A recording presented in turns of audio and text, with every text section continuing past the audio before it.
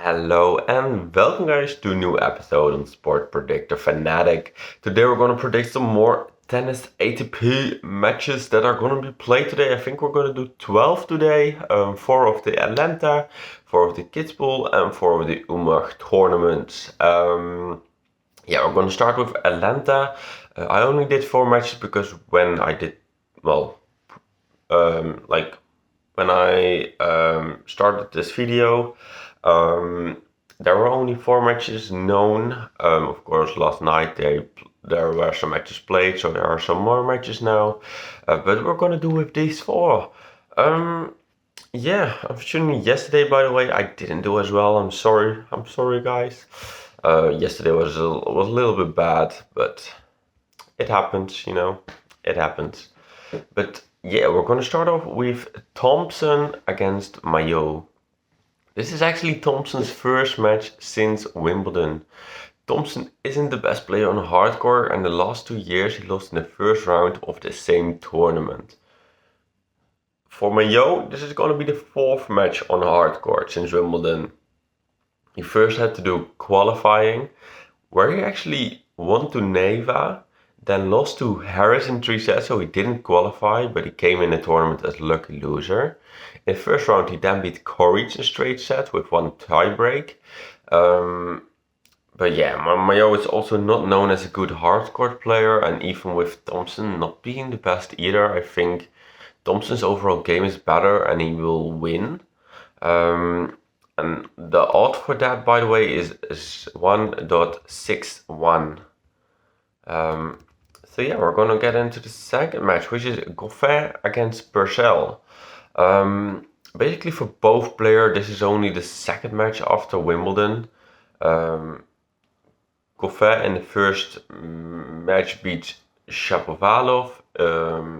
It was a 3-setter, where Purcell also won in 3 sets, but against fellow countryman O'Connell.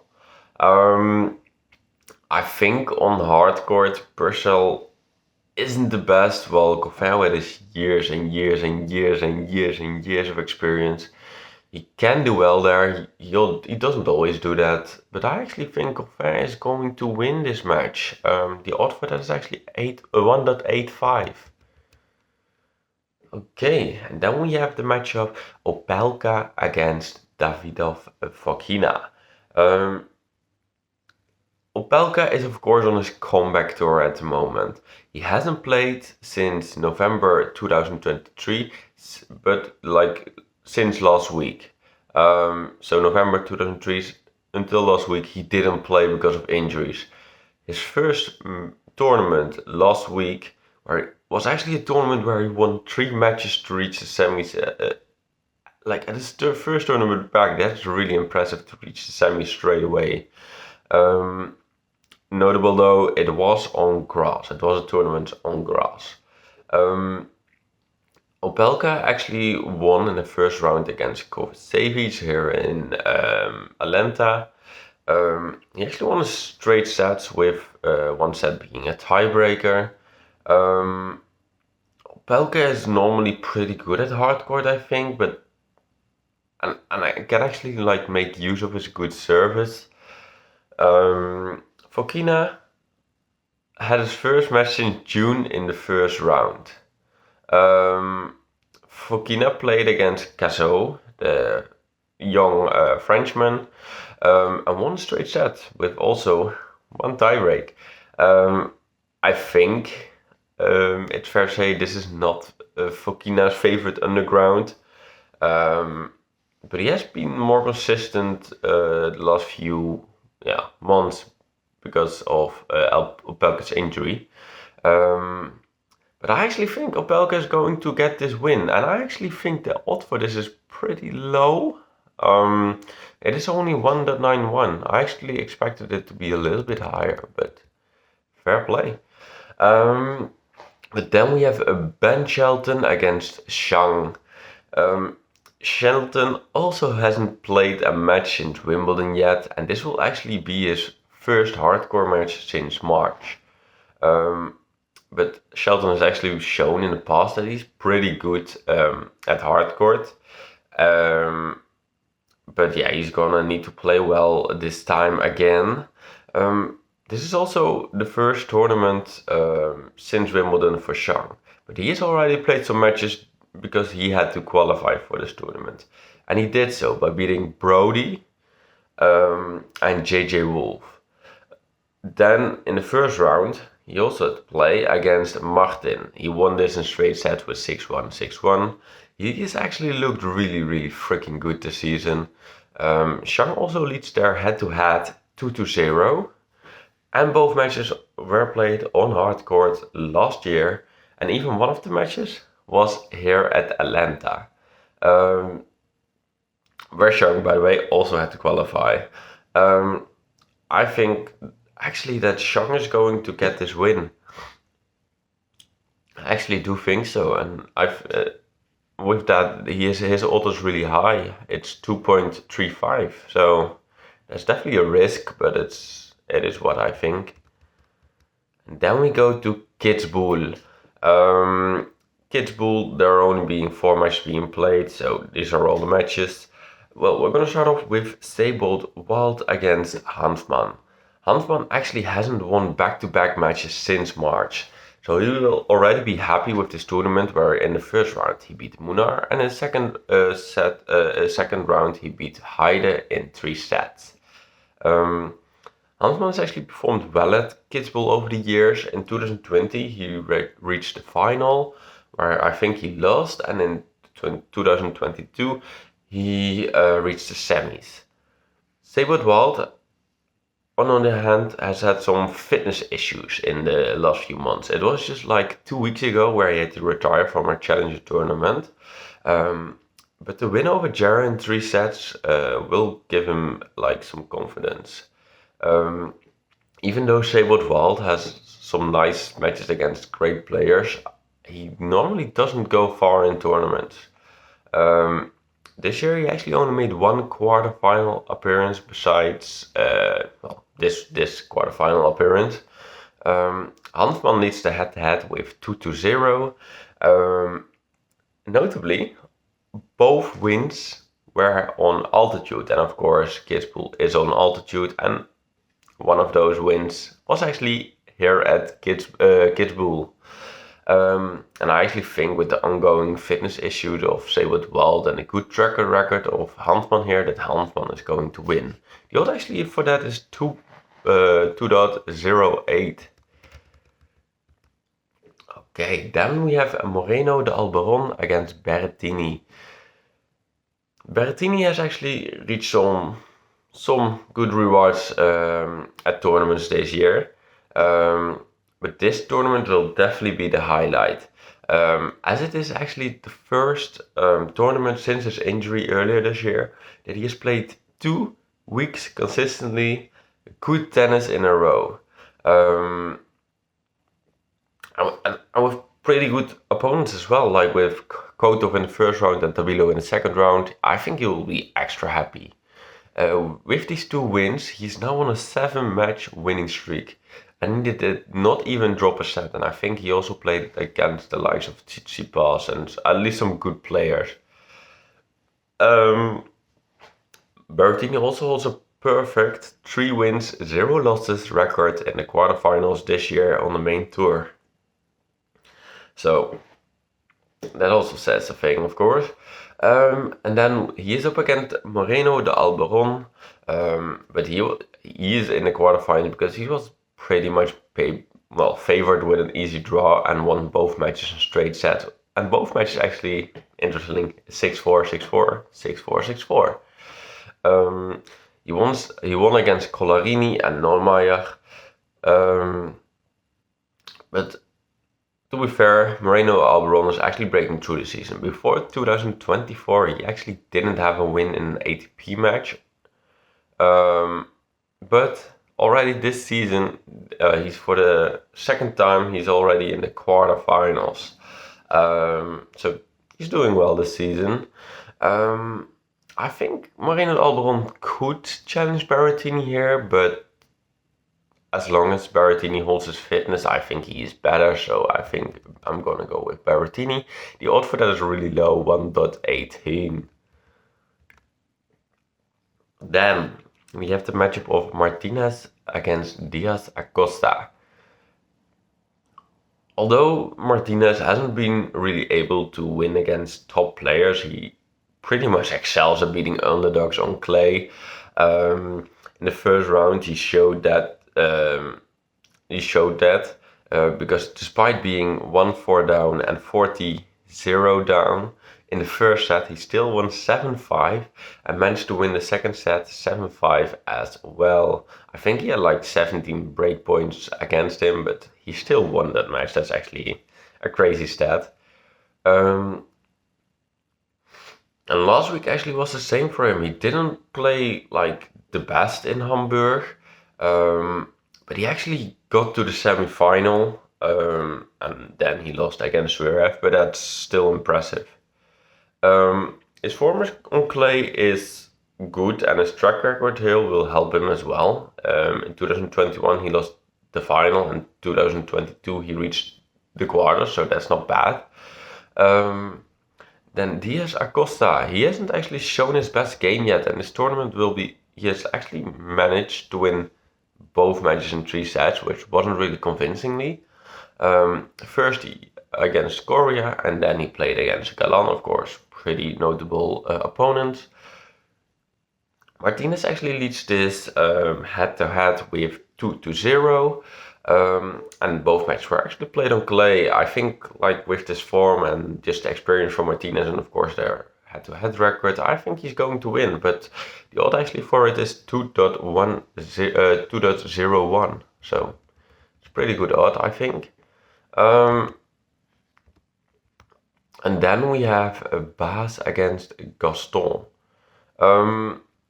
Baas is of course an excellent clay court player. And easily won his first round, but the second round here at Kitzbühel by beating Tyrante, who was of course semi-finalist in Bastad last week. Actually, Baas won this tournament last year, where he defeated Team in the final. Of course, the Team was of course the crowd favorite. Baas actually played very well this tournament and in this tournament in the past, and he can actually reach his career high ranking if he wins this tournament, which would be really cool for him. Then Gaston, he's a real player who needs to be like in the right mindset to play well, and I think he is at the moment. Like last week, he almost beat Zverev because he actually got a set against Zverev. And he now has 2 impressive wins over Altmaier and Carballo's Caena. Baas leads this head-to-head with 1-0. I think even though Gaston is pretty much in form and can basically challenge every player, I think just the consistent level of Baas on clay is going to be the decider here, and he will win. And the odd for that is actually 1.42. Okay, then we're going to Umag. We have 4 matches here as well. We're gonna start with Cerundolo against Sonego.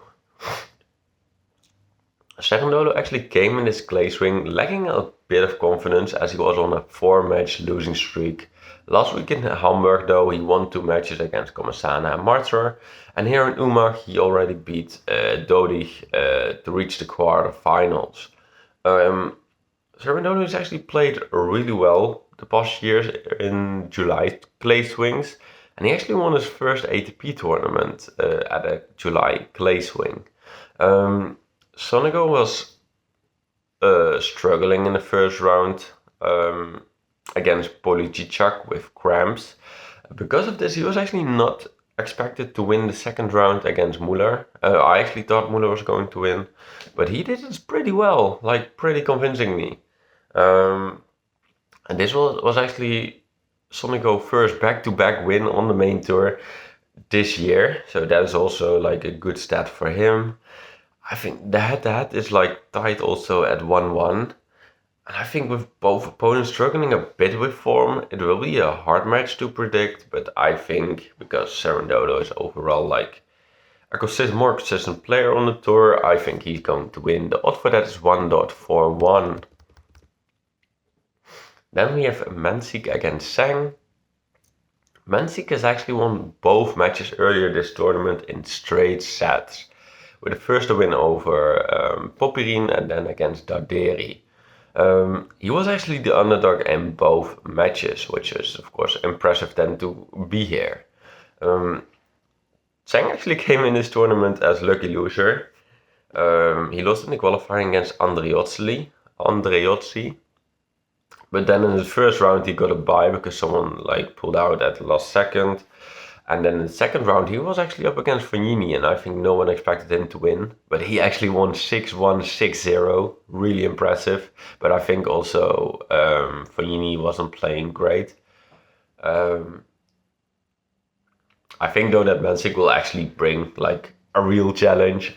And I think actually just Mensik is going to win due to his consistency and just his ATP experience. The odd for that actually is 1.56. Then we have Rublev against Marosan. Rublev is actually struggling a little bit with mental issues. He also had them a bit of struggles in the first round where he overcame them and won the match in straight sets against Carabelli.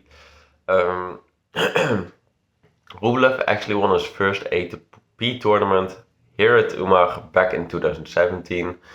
Although this should normally give you some confidence, I don't think it really goes for Rublev the same. As last week he was actually defending a title and he actually lost in the first freaking round against Tirante. So yeah, that didn't go well for him. But Marathon is actually also going through quite a rough time. He hasn't won back-to-back matches on the main tour since March. Until now, because he, of course, in the first round he beat Shevchenko and in the second round he beat Montero. Marathon actually has a pretty nice record against top 10 players, with 4 wins in 8 matches against top 10 players, so he wins like 50% of the time. But notably, he normally does the best at like ATP 1000 tournaments, which of course this isn't.